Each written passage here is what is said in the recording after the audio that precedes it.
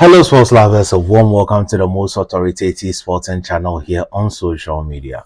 Today's episode is a very interesting one. This fight has a potential of determining what happens next in the super middleweight division. Yes, though it's a non-title fight, it is against two of the mega top fighters in the super middleweight division.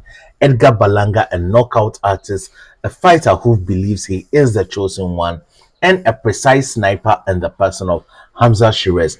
Hamza Sheerez has been through a lot in his last fight where he was unable to fight no other than Carlos Adama, who was a champion in the middleweight division. Hamza Sheerez, being 6'3", was bigger for the middleweight division and yet has moved to the super middleweight division, making his debut there. Whilst Edgar Berlanga, after losing to Saul Canelo Alvarez in his last fight, came out and knocked out Jonathan Gonzalo Ortiz in round one. And let's all remember, that is not the first time Edgar Berlanga is knocking someone out in the first round.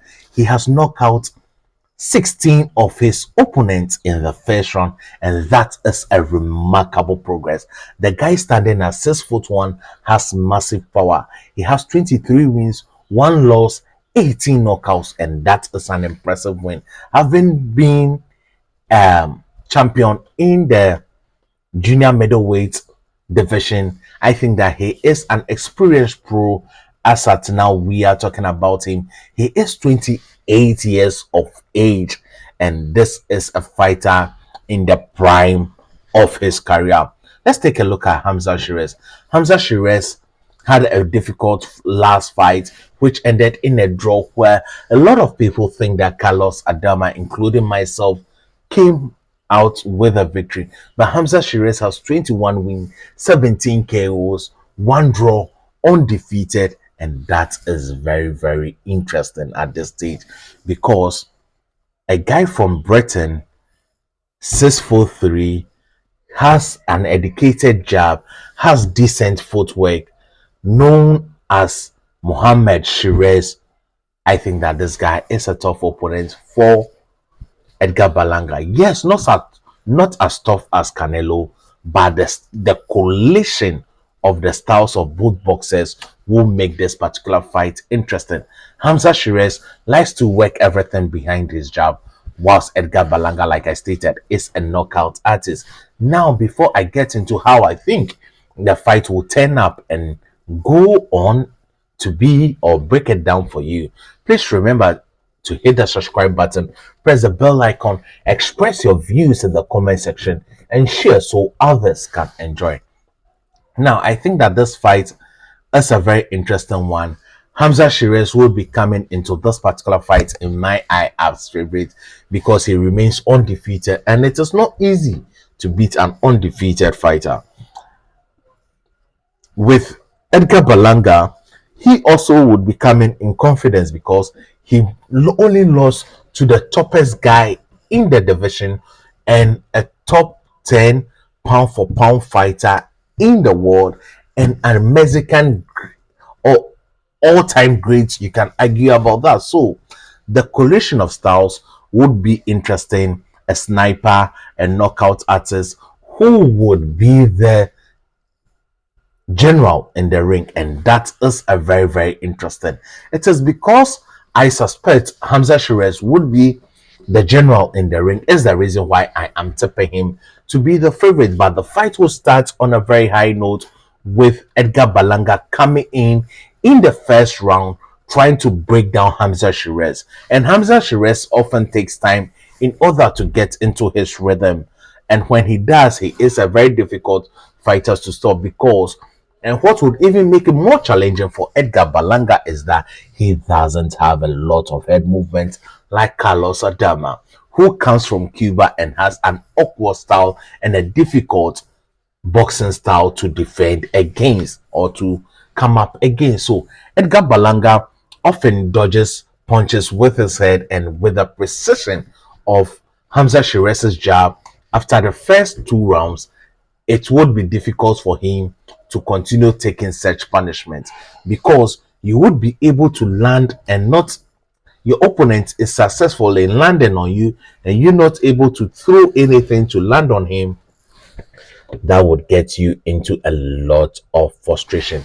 Now, after the 2 rounds, I think that the angles and the footworks of Hamza Sheerez would become dominant in this particular fight. Yes, the movement of Sheerez would begin to frustrate Edgar Berlanga, and that would start showing in the 5th round, where Hamza would start taking control of the fight. By the 7th round, I think that Edgar would get frustrated and now come in recklessly by pushing his head up front. Then the uppercuts of Hamza Sheerez would begin to come in. But Edgar Berlanga would be reckless, throwing a lot of haymakers. And at this particular point in the 7th round, I think that he would be landing a lot to the belly of Hamza Sheerez in order to slow him down. And Edgar Berlanga is not that disciplined. So instead of him starting to land at the body in the first early rounds, he would be going for the knockout and landing to the head and forget the belly. And he will start late, and there would not be much investment in order to weaken the movement of Hamza Sheerez. If I was Edgar Berlanga, I would tell him to forget about the knockout, go to the body of Hamza Sheerez, slow him down for him to be taken out in the later rounds, because when you are fighting a top opponent, it is difficult to come out with a knockout. He must bear that in mind. If the opponent is weak, it is easy for you to knock them out. But if the opponent is a top operator, it is difficult to come out with a knockout. So by the 7th round, when he starts investing in the body, Hamza would have gotten his rhythm very right, and it will be difficult for Edgar right from there. Then I think that by the 10th or 9th round, the bloody nose would help or would take part in the referee stopping the fight, because I see Edgar Berlanga suffering from a lot of, or being caught with a lot of uppercuts. The angles of Hamza Sheerez would be difficult for him to close down, because he does not cut off the ring very, very well. And the only way to beat Hamza Sheerez in this particular fight is to cut off the ring. And I doubt Edgar Berlanga would be doing that effectively. And I think that Hamza Sheerez would knock him out or win via technical KO in the 10th round of this particular fight, and be knocking on the doors of Saul Canelo Alvarez and Terence Crawford winner, which would be a very interesting bout by all standards somewhere in September.